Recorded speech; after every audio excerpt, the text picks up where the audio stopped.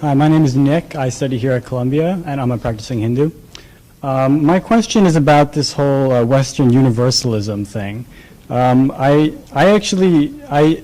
tend to see this a lot in Hindus.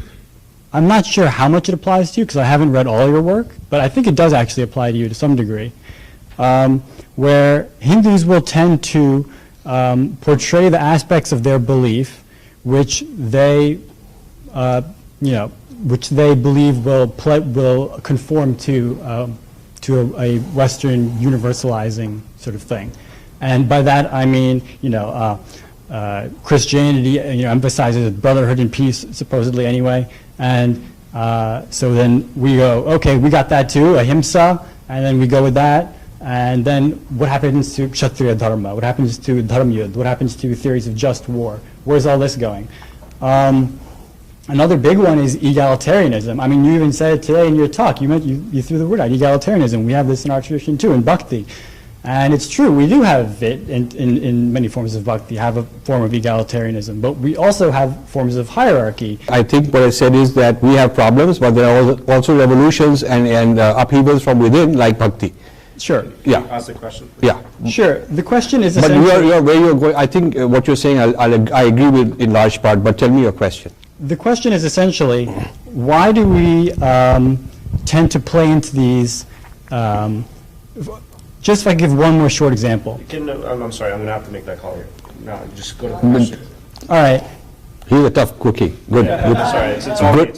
He's a good moderator. I'm Yeah. just saying, please. Why does our form of Hinduism have to be left-friendly? I mean, you eschewed the word right, but forget about right.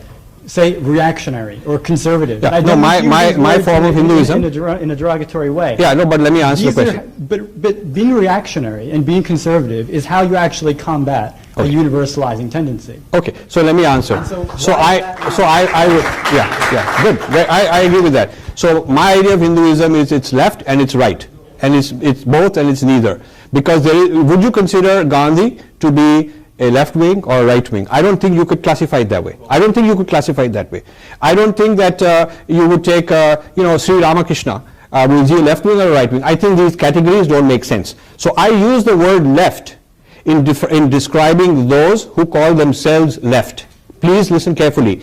I do not brand a person left if he doesn't want to be. I let them decide for themselves. There is a large number of people who prefer to be called leftists, and I call them leftists. All I'm saying is that right wing is a wrong way to characterize me. I don't want to be called that, or a left wing. I just don't like those categories, because those categories in the French Revolution and who sat on the left side and the right side and who could not bear the other, and we don't have that history. So I just don't feel that the category of left, right, nor do I accept the category of tradition, modernity and postmodernity, because I think we cannot be defined in that way. We've had bits of all of that simultaneously present. So when I critique Western universalism, I critique those kind of categories. I acknowledge that a lot of those things have creeped into our minds. We are colonized. All of us are colonized. I'm still colonized, but I'm conscious of it and trying my best to get rid of it when I can. But I believe I'm colonized. Okay, and I'm less colonized than I was 20 years ago. And so basically I'm sharing with people my experiences of how to decolonize.